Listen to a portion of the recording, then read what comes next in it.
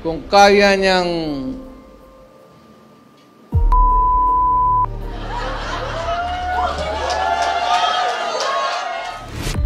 huwag kang magturo dyan sa mga kalaban mo, kagaya ko, kasi ako, hindi na ako kandidato.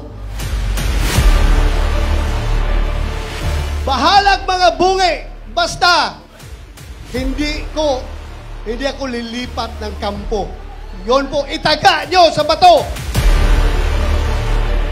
Hanggat kakaunti po ang boses natin sa Senado, we will not be able to institutionalize or turn into law ang mga paniniwala na ginawa at pinakilala sa atin ni Attorney Rodrigo Duterte.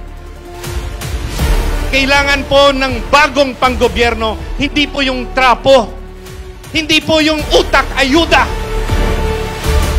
Kailangan po ninyo yung abogado na lalaban para sa inyo, para sa katuwiran. Sapagkat kung wala po kayong dadalhin abogado doon na magtatanggol, our country will be going to the dogs. Ang suka ang kalaban ng tanso. Ang suka ang kalaban ng pekeng ginto. Inutusan po akong bumili ng suka at bumili ako ng suka. Siniguro ko na talagang suka yung aking binili, hindi po droga yung aking binili. Ano ang kanilang mga ginagawa ngayon? Tinitira si PRRD, tinitira si Vice Inday Sara, tinitira si Mayor Baste, tinitira si Congressman Pulong. Bakit? Anong apelyido nila? Duterte.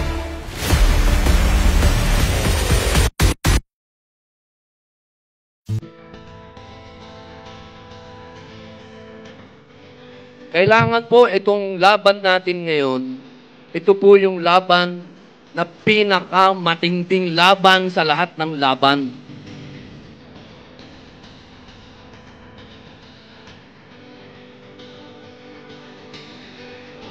I am very humbled. Kami po lahat dito ay very humbled na kayo po ay tumulo dito sa ating proclamation.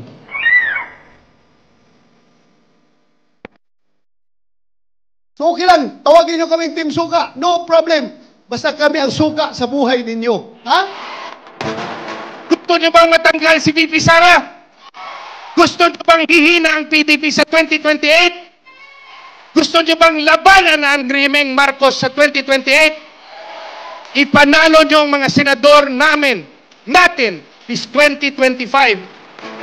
Para sa akin, ang PhilHealth po, para sa health yan. Hindi naman negosyo ang PhilHealth. Ang PhilHealth po ay insurance na meron tayong masasandalan tuwing tayo'y nagkakasakit. Siya po ay galing sa kahirapan, kaya naiintindihan niya ang kahirapan. Maniwala kayo o hindi. Si Pastor Apollo Sikibuloy noon, dahil sa kahirapan, ay gumagawa po ng suka. Sapagkat bagamat ako ho ay nakabili ng suka ng maraming ulit at nautosang bumili ng suka ng maraming ulit, may diploma ho ako at nakapagtapos ako ng kolehiyo. May pag-asa kami na manalo sa eleksyon na ito kahit na wala po kaming milyong pera na gagastusin. Magnanakaw daw si Inday! Ay ko naman at sa akin! Walang Duterte yung magnanakaw!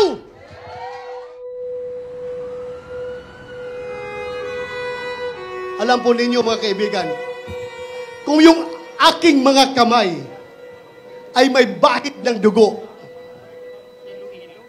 hindi ko po yan ikinakakahiya.